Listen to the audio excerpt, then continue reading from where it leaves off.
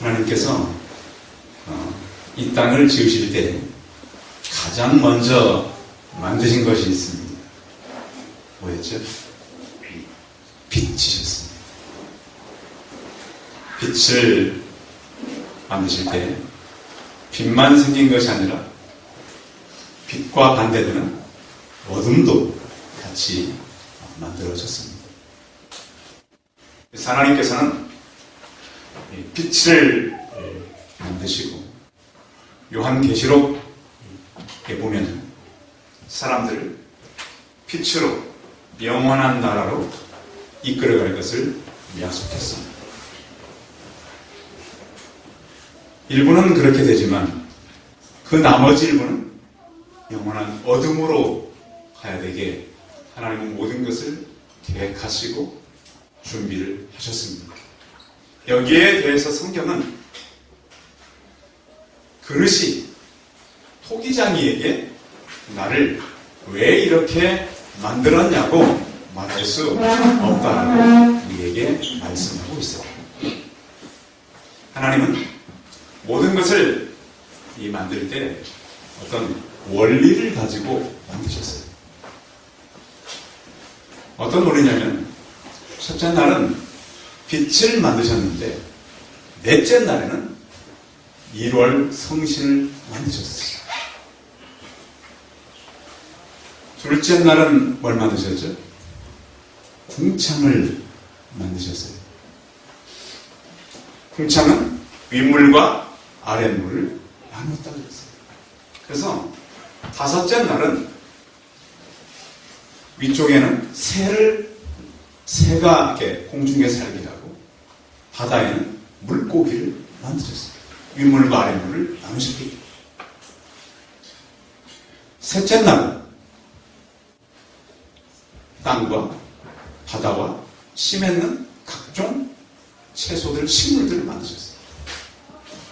그래서 엿새째 되는 6일째에는 그것을 먹고 다스리는 짐승과 사람을 만든 거예요.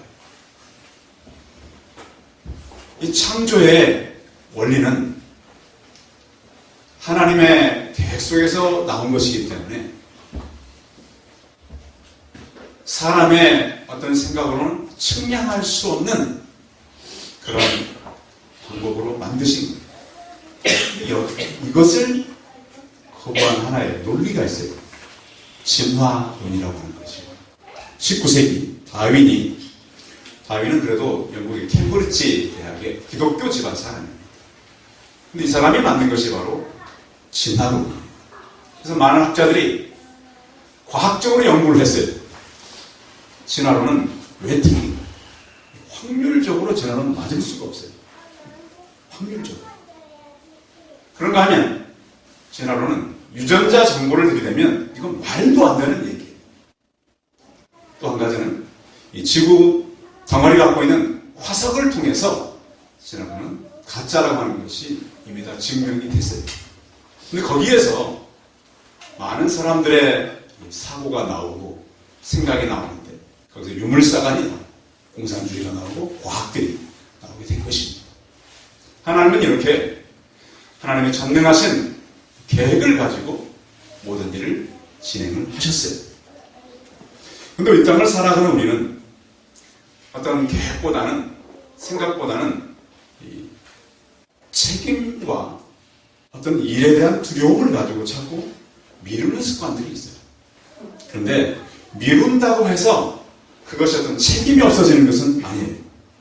사람은 어떻게 살든 결국 자신에 대한 결정의 결과를 갖고 살아가는 거예요. 우리 성경은 인생에 두 가지 그림이 있어요. 하나는 사막 가운데 살아가는 광야의 인생이 있다고 하는 겁니다. 그러니까 사람들도요, 물론 물질이 있고 좋은 위치가 있고 어떤 환경적으로 잘 갖춰지면 우리가 볼 때는 잘 산다고 생각할 수 있어요.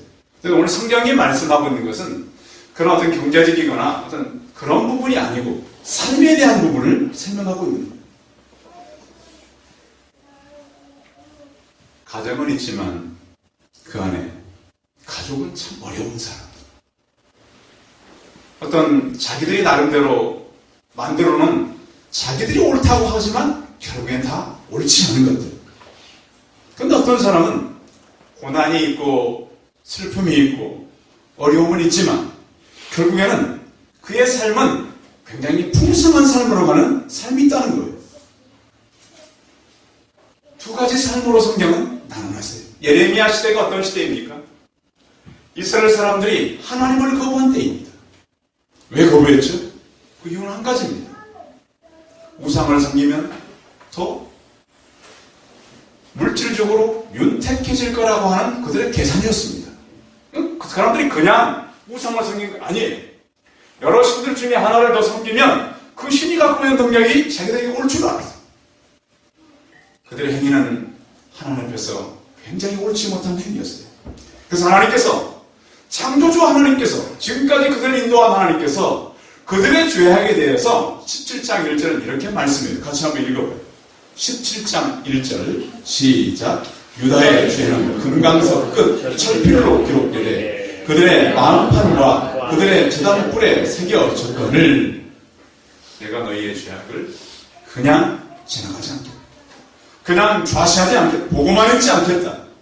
그러면서 너희들이 이렇게 잘못된 이유에 대해서 하나님께서는 분명히 말씀하고 그들에게 미래가 보장되지 못했음을 설명하고 있는 것입니다.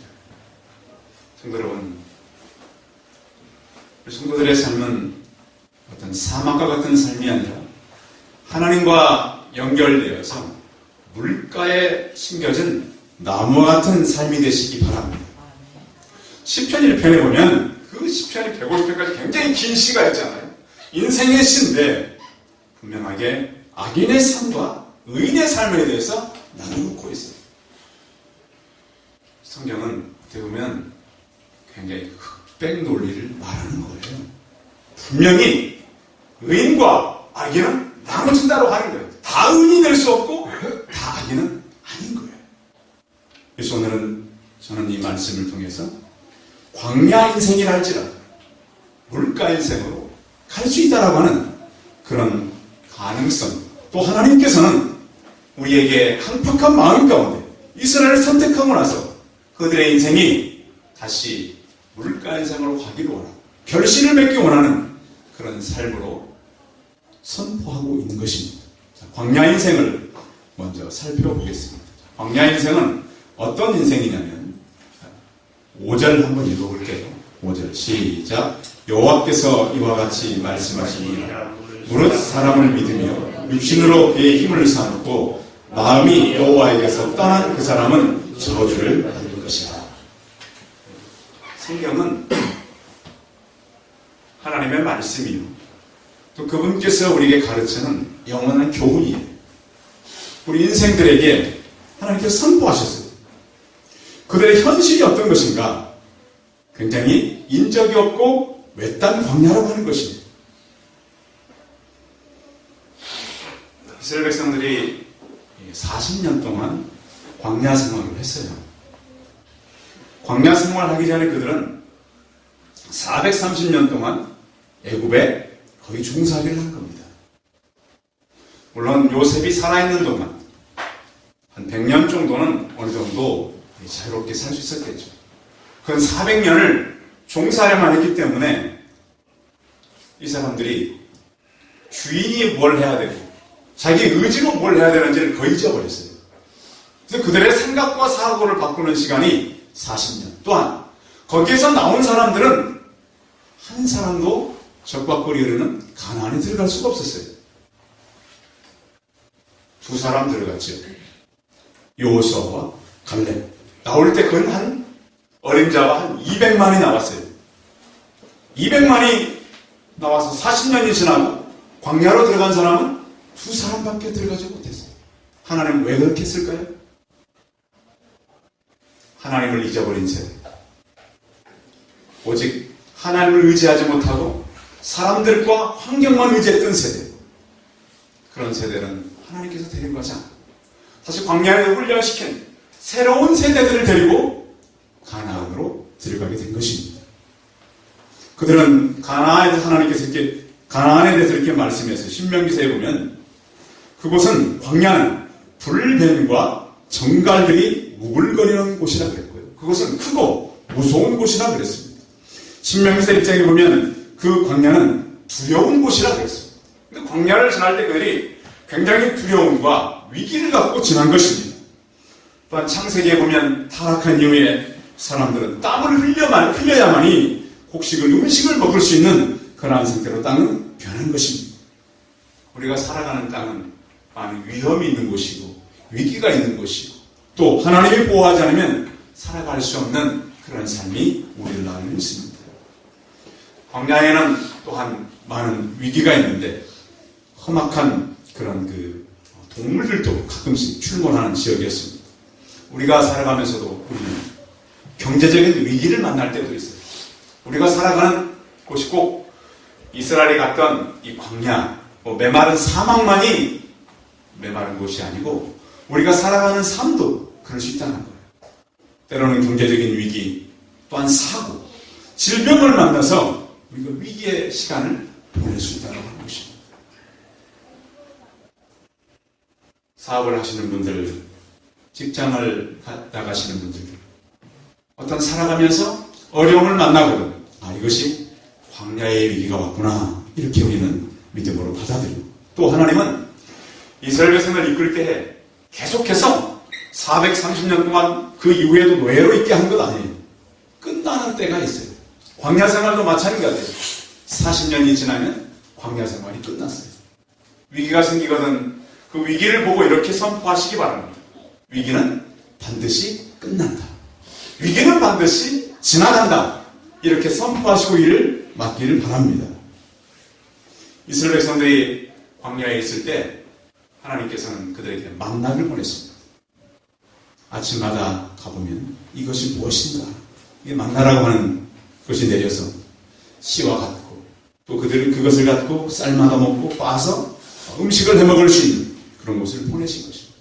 만나만 보낸 것이 아니라 고기가 먹고 싶다 그러니까 메추라기도 보냈고 또 낮에는 또 보니까 구름 기둥으로 이끌었고 밤에는 추우니까 불 기둥으로 이끌었어요. 그것은 하나님은 살아계셔서 지금도 역시 보호하시고 인도하시는 하나님이라는 것을 말씀하고 있는 것입니다.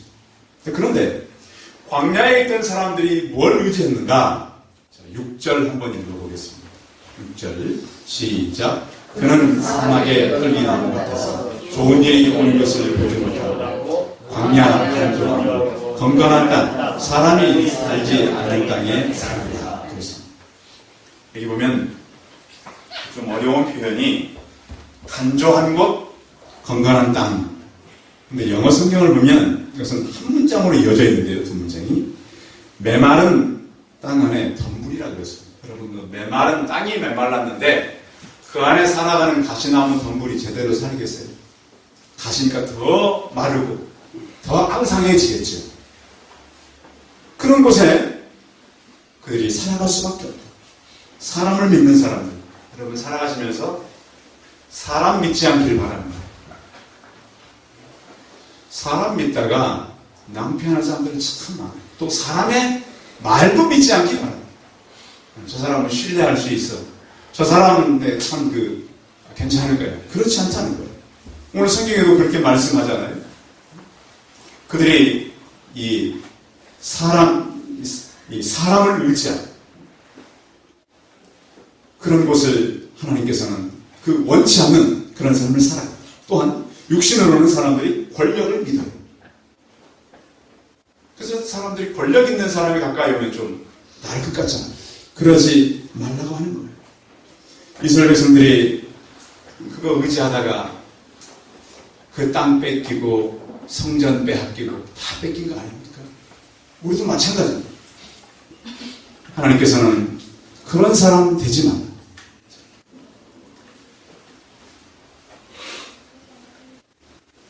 17장 4절 한번 읽어보겠습니다. 이스라엘 백성들에게 하나님께서 경고하고 있습니다. 17장 4절 시작. 내가 내게 준 땅 내 입에서 내 손을 뗄 것이며 또 내가 너로 하여금 너의 알지 못하는 땅에서 내 원수를 섬기게 하리니 이는 너희가 내 노를 맹렬하게 하여 영원히 타는 불을 일으켰습니다. 하나님 의지하지 않고 우상을 의지했거든요. 그래서 하나님께서는 결국 육신을 의지하고 사람 의지하고 권력을 의지하려고 했던 그들을 너희의 삶은 이제 광야밖에 갈 수 없다. 사막밖에 갈 수 없다. 이렇게 그들에게 선포하고 있는 것입니다. 그런데 하나님을 의지하는 사람은 어떤 복을 주시겠다고 성경은 말씀하냐면 7절을 잘 읽어봐야 합니다. 7절 같이 읽어봅니다. 시작. 그러나 여호와를 의지하며 여호와를 의뢰하는 그 사람은 복을 받을 것이다.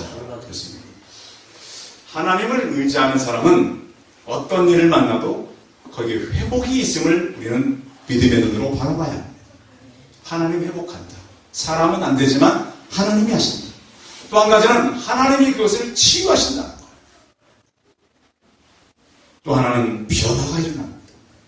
하나님은 변화를 일으키시는 하나님입니다. 중요한 우리의 믿음이겠죠. 그런가 하면 거기에서 마치는 것이 아니고 구체적인 것을 8절에서 설명하고 있는데요. 8절 읽어봅니다. 시작. 그는 물가에 심겨진 나무가 그 뿌리를 강변에 뻗치고 더위가 올지라도 두려워하지 아니하며 그 입이 청청하며 가무는 해에도 걱정이 없고 결실이 그치지 아니함 같으리라. 여러분 밑줄을 그어서 여러분들이 위기 때가 있다면 내 삶은 왜 이렇게 어렵고 내 삶은 이렇게 힘들까? 그때는 이 약속의 말씀을 읽고 확신하고 나가야 합니다. 더위가 올지라도 두려워하지 않아. 점점 이 더위가 지금 이게 지금 이제 겨울에서 이제 봄으로 가는 계절인데 더워지고 있죠, 점점. 올여름은 더 덥다 그러죠. 겨울은 더 추워지고 있어요. 전에는 이렇게 이 로마 같은 데는 눈이 별로 안 오는 나라죠. 그런데 지금 올해 보니까 그쪽에 이태리 쪽에 눈이 많이 왔어요. 점점 지구는 추워지고 더워져요. 북극의 이 북극곰들이요 먹을 게 없어가지고 북극곰이 이게 얼음이 다 녹으니까 잡아먹을 이렇게 북극의 동물들이 없어지잖아요. 꽤 말라서 사람들가에 와서 휴통을 막 뒤집어요. 왜 잡아먹을 게 없으니까. 점점 지구는 뜨거워져. 이 환경을 통해서 또 나타나는 것이 많은 지진이라든지 또 산불이라든지 지구촌에 지금 산불 같은 게 많이 나요. 점점 건조해지기 때문에. 근데 사람들은 잘 모르죠. 왜 이렇게 점점 지진이 많이 일어나고 산불들이 많이 나고 왜 사람들의 기후가 이렇게 변하는가. 그렇게 될 수밖에 없는 환경을 지금 지구는 가지고 있어요. 그런데 하나님께서는 이 말씀을 우리 의지하여 그럴지라도 우리는 하나님께 뿌리를 두고 있다면 하나님께서 우리의 상황을 바꾸고 가는 거다. 가무는 해에도 걱정 없이 풍성한 열매를 맺는다라고 하는 거예요. 요즘에는 사람들이 하도 이제 웃을 일이 없으니까 그 웃음을 통해서 이제 사람들이 이렇게 모임을 많이 갖잖아요. 그래서 사람들이 모여서 이렇게 같이 웃는 웃음 프로그램도 참 있어요. 근데 그것이 그냥 사실 있는 건 아니고 우리의 뇌는 웃어주면 이거 뇌가 착각을 한대요. 우리 뇌가 이렇게 만들어져 있대요.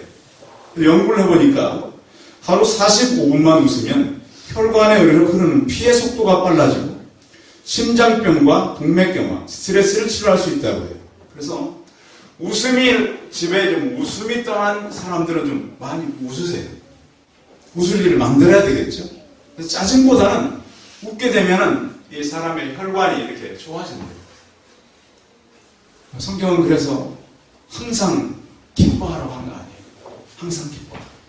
그런 거예요. 그래서 기뻐하고 그러다 좀 웃을 일을 만들어서라도 웃으면 또 웃으면 암세포가 활성화되지 못한다는 거예요. 그래서 자꾸 우리가 이제 그 스트레스를 받고 요즘에 이제 사람들이 많이 아프잖아요. 힘들고 그런 모든 것들이 다 스트레스 아니겠습니까? 그런 것들을 좀 웃고 기뻐하고 하나님께서 우리에게 주시는 자연적인 치료가 있다는 거예요. 신경을 이완시키고 그래서 하나님께서는 우리가 광야에 있다 할지라도 광야에서 다시 기쁨을 찾고 또 하나님께서 하시는 그 새로운 일들을 계속 만나가라고 하는 겁니다. 하나님은 우리의 상황을 바꿔가는 거예요. 시편 4편 5절에 보면 여호와를 의지하라 그랬습니다. 하나님을 의지하라. 사람을 의지하는 것은 욥기서에 보면 거미줄을 의지하는 것 같다. 여러분, 거미줄도 줄은 줄이죠. 그렇죠? 네. 근데 그것에 줄이라고 의지할 사람은 없잖아요. 근데 그걸 의지한다. 사람을 의지하는 것은 부서진 이와 위골된 발과 같다라고 그랬어요. 상한 갈대를 의지한다고 그랬어요. 이스라엘 백성들이 위기만 생기면 애국 사람들이 도와줄 거라고 착각을 했어요. 그렇지 않다. 애국을 의지하는 것은 상한 갈대를 의지할 것 같다. 그 의지하지 마. 그런가 하면 귀인들을 의지하지 말고 도울 힘이 없는 인생도 의지하지 말지니. 근데 목사님, 사람이 사람 의지하지 않으면 어떻게 살아요? 이렇게 질문할 분 계시잖아요. 그러나 여러분, 믿음의 사람들은 서로 아름다운 교제권을 가지고 살아가시기 바랍니다. 사람은 사랑의 대상이지 신뢰의 대상은 오직 하나님밖에 안 계십니다. 그래서 우리는 서로 하나님을 신뢰하고 사람은 사랑하고 살아가시기 바랍니다. 성경은 분명하게 우리의 신뢰의 대상은 하나님이요 우리의 사랑의 대상은 사람인 것을 말씀해 주셨습니다. 모세는 이스라엘 백성들이 광야에 생활할 때 늘 하나님을 의지했고, 다윗도 마찬가지예요. 왕이었지만 그가 참 그 위기 때가 많았어요. 그럴 때마다 그는 하나님을 의지했어요. 사람은 죄성이 있어요. 로마서에 보면 우리가 원래 갖고 있던 죄성이 있기 때문에 사람은 하나님 두기를 싫어한다 그랬어요.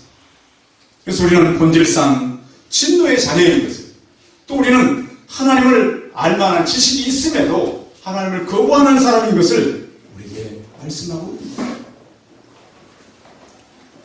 우리의 삶은 좋아지기보다는 말씀을 떠난 인생은 멀어질 수밖에 없어요. 이스라엘이 그런 거예요.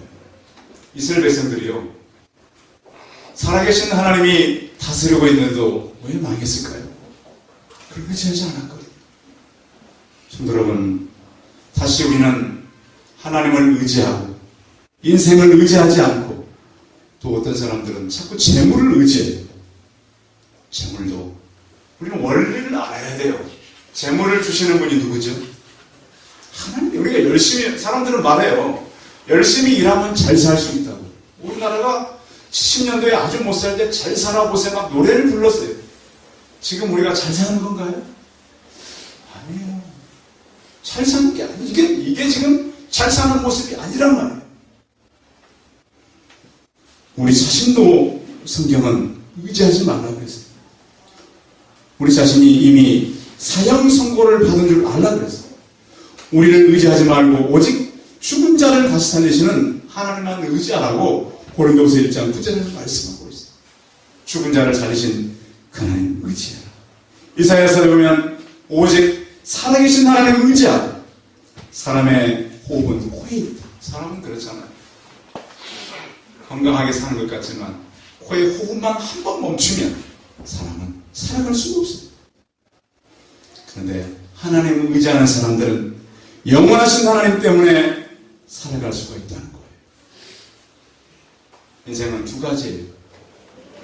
한 인생은 광야와 같은 인생을 살아가야 돼요. 왜? 사람은 하나님을 의지하지 않으니까. 또한 인생은 물가와 같은 삶을 살아가는 하나님을 의지하기 때문이에요. 여러분은 어떤 것을 선택하며 사시겠어요? 우리가 결정해야 돼요. 이 결정을 놓치면 안 되는 거예요. 어떤 사람은 자기를 막 의지해. 자기를 갖다가 막 하나님보다 먼저 생각해요. 인생은 그럴 수가 없어요. 예레미야 시대 때 이스라엘은 선지자의 말을 듣지 않았어요. 이 나라는 망하지 않는다라고 그들은 자부하고 있었어요. 그렇지 않아요. 하나님은 그를 의지하지 않는 자들 저주를 받을 것이라고 선포하고, 나를 의지하는 인생은 늘 물가와 같은 인생이라고 선포하면서 그들에게 선택을 하게 하셨어요. 성도 여러분, 같이 오늘 예배를 드리면서 하나님을 선택하고 의지하고 여러분 평생에 하나님의 복을 보며 살아가는 저와 우리 성도들이 다 되시기 바랍니다. 기도하겠습니다. 살아계신 하나님, 인생은 영원한 생명을 얻는 사람과 영원한 저주를 받게 될 그런 사람들로 나눠질 수밖에 없습니다. 하나님 아버지, 우리가 이것을 보면서 하나님의 은혜를 구하며 살게 하여 주시옵소서. 요 하나님, 이스라엘 백성들이 하나님 외에 다른 것을 의지하면 더 나을 것이라는 착각 속에서 우상을 선택했습니다. 하나님 아버지, 이 시대가 하나님 무엇을 의지하고 사는 시대인지 우리가 보게 하여 주시옵소서. 하나님, 과학과 신화론에서 나온 많은 생각들을 사람들이 가지고 있습니다. 영원한 하나님의 생각이 사라지고 세상의 학문이 사람들을 지배하고 있습니다. 하나님 아버지, 이 시대를 살아가면서 우리는 무엇을 의지해야 되는가를 늘 결단하며 살게 하여 주시옵시고, 보이지 않지만 지금도 살아계신 하나님 의지하고 살아갈 때 우리는 사막 인생에서 물가에서 메말라버린 그러한 가시덤불에서 풍성한 열매를 맺는 삶으로 살아간다는 사실을 저희가 믿고 하나님 의지함으로 승리하며 살아가는 우리 모두가 되게 하여 주시옵소서. 주 예수 그리스도의 이름으로 기도하였습니다.